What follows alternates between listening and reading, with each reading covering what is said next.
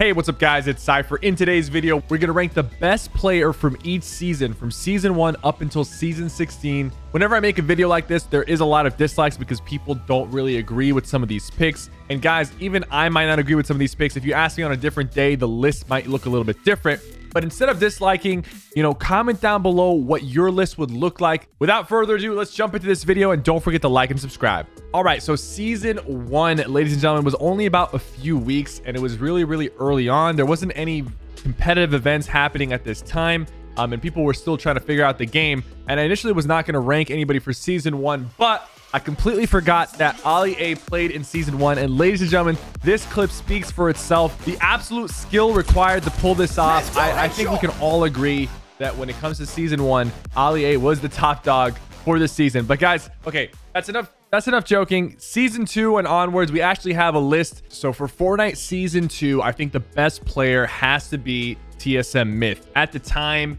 guys, there wasn't a lot of competitive events going on, and he kind of developed a lot of the early building strategies. He knew how to build way before most people did. He had the 1x1s, he had the the myth powers. He also had the most wins in the world at the time. He was ranked number 1. So he kind of developed a lot of the early strategy in Fortnite. He also was the first Fortnite pro to be signed by TSM. However, there is another player that is a little bit more under the radar at the time, and that is J-Omoc. J-Omoc, very good at the game. He developed a lot of really early building skills as well. And if it's going to be an honorable mention, it's definitely him. A Myth takes it for season 2. All right, Fortnite season 3. You guys know this one is coming. Ninja is probably the best Fortnite player at season 3. In my opinion, what he did was he started developing his building skills, and he picked up and learned from the building greats like Myth. But he also brought his BR experience. As you guys know, he's a professional H1Z1 player. He also won first place at the Pro-Am, the first Pro-Am they ever hosted with Marshmallow. Of course, season 3, the competitive events were just getting started, and we finally break into the pro scene around season 4 and season 5. But Ninja was dropping 20 bombs left and right. And for that, I'm going to give him the title, the best player for Fortnite season 3. Something you guys got to remember is that not every player who was great was very well known. There's always going to be people under the radar who nobody even knows about, who were amazing at the game. However, there is a person who we can account for who was extremely good and developed a lot of the early gunfight meta, which was Daquan. He also did really well in a lot of the early invite skirmishes that were happening. He really solidified his own playstyle and meta that became very popular over the next few seasons, at least until they removed the double pump. And for that, Daquan gets an honorable mention for season 3. All right, Fortnite season 4. This is really just before competitive scene started taking off. But something that was super popular in season 4 was the Friday Fortnite events. It was happening every single Friday, thousands of dollars on the line. And the team that ended up winning the most Friday Fortnites, especially during that season, was Ninja and Tfue. However, I am going to give the season 4 title to Cloxy, mainly because early on, Cloxy's IGL was absolutely amazing. I mean, even throughout his competitive career, he was one of the best IGLs at the time. He really led that team to a lot of back-to-back wins in the Friday Fortnite. Of course, both of them are very important to the team, but I feel like his decision-making skills, his ability to track down opponents and rack up eliminations was very useful. He also did place really well in some of the summer skirmish events that were happening and a few other events that were going down. Cloxy was dominating, and he kept dominating for a few seasons. But I think season 4 is really when he showed off some of his best IGL skills, winning a lot of these Friday Fortnite events. Honorable mention I'm going to throw in for season 4 is Hamlins. Hamlins is a great content creator. He's very entertaining, but something that people forget is that he was extremely sweaty and very talented at Fortnite. So I'm not going to forget about Hamlins. Hopefully he comes back in the near future. All right, guys, Fortnite season 5. This is really when the competitive scene started taking off, and we were having a lot of skirmishes and tournaments were happening. And for season 5, I'm going to give the title to Bizzle. He was winning and placing in the top 2 in most of these events. I mean, he got 3 second place finishes in the summer skirmish weeks, totaling over $220,000 in earnings. He even got second place in one of the fall skirmish weeks. He qualified for the World Cup and placed well during the World Cup. For that, I'm going to give him best player of season 5. However, I got to throw in some honorable mentions. There's going to be a few of them here. Pretty much the entire Team Liquid, Poach, 72 hours, but especially Vivid. He was signed a little bit later, Vivid started dominating in the solo events, and he was winning unlike anybody else at the time.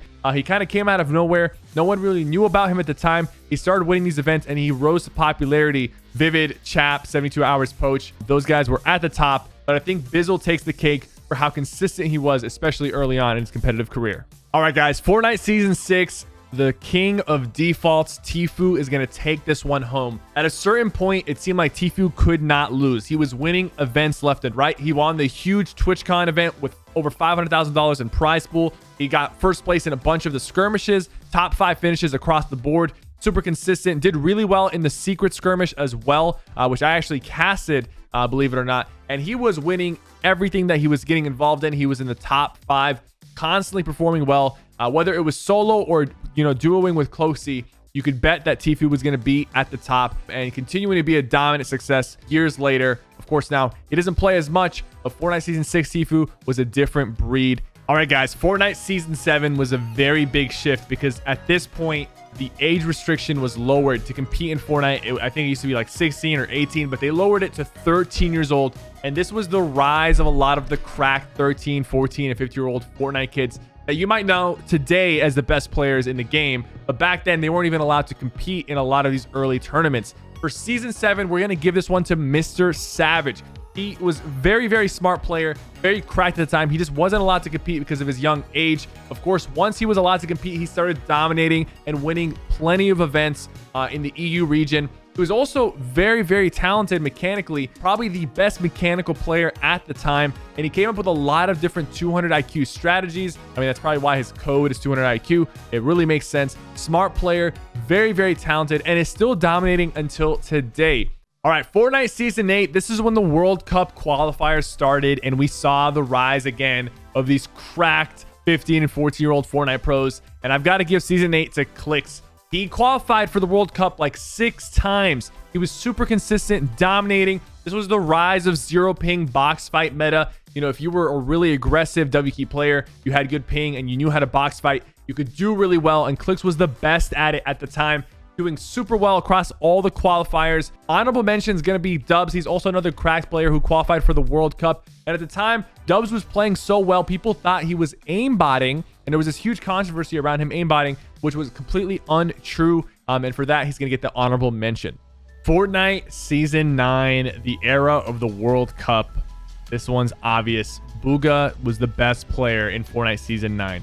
He qualified a couple times for the World Cup, did really well in the qualifier rounds, but he absolutely dominated, unlike anything we've ever seen at the World Cup solo finals, taking home $3 million and rising to the top of the Fortnite earnings. And he didn't just win by a little bit, he won so dominantly. He more than doubled second place's points. Absolute dominant performance, and for that, he's going to be the best player of Fortnite Season 9. Fortnite Season X, this one has to go to Mongraal. Okay, he went to the World Cup. He didn't perform as well as he would have liked to. He got 13th place, but Mongraal really wanted to win, and he had the capabilities to win. Season X is when we got the FNCS trios, and he was partnered up with Benjyfishy and Metro. This was a huge popular trio, and Mongraal was leading, dominating in this trio. Just take a look at these leaderboards. Week 1, second place. Week 2, first place. Week 3, second place. Week 4, first place. Week 5, first place. Walking away with $32,000 every time they got first, and nearly $20,000 every time they got second.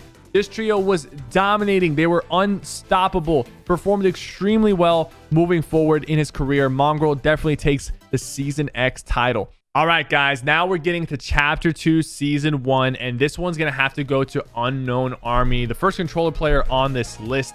But he's not only good on controller, he was also dominating on mouse and keyboard around this time to prove to the haters that he wasn't just good because of aim assist. Of course, aim assist was really strong in Chapter 2, and he was just beaming everybody left and right. We saw some insane clips from Unknown Army. He took W keying to a whole new level, and he ended up taking his squad, FNCS squad, and winning the grand finals, as well as placing well in a bunch of different cash cups, getting a bunch of first place finishes, and for that, he's going to be the best player of Season 11. All right, next up, we got Chapter 2, Season 2. Season 12 is going to have to go to Benjyfishy. I mean, Benjyfishy has been dominating way before this, and he's continuing to dominate until today. He has to find a spot on this list for sure. He ended up getting first place in the FNCS Invitational Week 1 and Week 2 for EU. and doing a lot of great placements in the other cash cups and invitationals as well. Honorable mention is going to be Zay and Saf. These guys have been OGs from the very start. They've been placing and qualifying for just about every single tournament to ever exist. They ended up winning the FNCS duos as well. And for that, they're going to get that honorable mention. Let's jump into the next season. Around this time is when things started to get a little bit hazy. The skill ceiling was slowly starting to be approached. So a lot of the players were becoming really good. So it was kind of hard to determine some of the best players moving forward in the next few seasons. All right, now we're jumping to chapter 2, season 3. At this point, I haven't been keeping up with the competitive scene as much, so we consulted with an expert in the competitive scene, Jarian, and he basically said that Tayson was definitely a clear favorite. He ended up winning the solo FNCS that season, doing really well, as well as joining Mitro and Mongraal and getting first in the trio FNCS as well, following up. Look at these finishes. First place, JBL Quantum Cup. Second place in the EU Incore, Chapter 2 Season 4 Trio Grand Finals. First place, Trio Cash Cup. Second place. We're talking only first, second, and third places. One of the dominant players in the game. And for that, he's going to be the best player of Season 13. All right, guys, for Chapter 2, Season 4, this player gets slept on a lot, mainly because he plays on NA West, but Epic Whale is the best player for Chapter 2, Season 4. This guy has won 3 FNCS Grand Finals in a row. He also got top 3, third place in the Solo World Cup Finals, walking away with over $1.2 million. But something about Epic Will that's so crazy is he was winning so much, he decided, hey, you know what? Winning's too easy. I'm going to swap over to controller. He took being good at both inputs to the next level, absolutely winning and taking first place in multiple tournaments on multiple inputs. I don't think anybody has even come close to doing what he did, both on controller and mouse and keyboard. And for that, he's going to be the best player of Season 14. All right, guys, Fortnite Season 5, Chapter 2. I really have not been keeping up with the competitive scene at this point. And according to Jarian, Hen is the best player for Fortnite Chapter 2 Season 5. Him and his trio were doing extremely well. You know, first place in a lot of the cash cups. Fourth place in the JBL Quantum. DreamHack Opens got top 15. So he was very consistent across the board. But ended up getting first place in the FNCS Chapter 2 Season 5 Grand Finals with his trio. They had a very, very dominant season. And for that, he's going to be the best player for Fortnite Season 5 Chapter 2. And shout out to his entire trio, Janice and Oogway. They had a very, very dominant performance that season. And we're just going to pick Hen as the best player on that trio. But all of them are super talented and did extremely well. All right, guys, for this season, Season 6, Chapter 2, like I said, you know, it's still not complete and we don't know everything that's going on, but there is a trio this season that's doing extremely well and has had a huge back-to-back winning performance, and that's going to be Jock, Acorn, and Slacks. And we're going to decide Jock is the best player because he has the best stats as far as performing in other events like the solo cash cups. These guys win a lot and are doing extremely well. And Jack rises to the occasion all the time and has some really good solo placements as well. And for that, we're going to name him the best player for Season 16. But of course, the season's not over. There's still FNCS. This could change. Let me know if you guys want me to do a video like this in the future. Like I said, if you guys don't agree with my picks, just comment down below who you think the best player for each season is. We can have a discussion. Be sure to like and subscribe. I'll see you guys next time.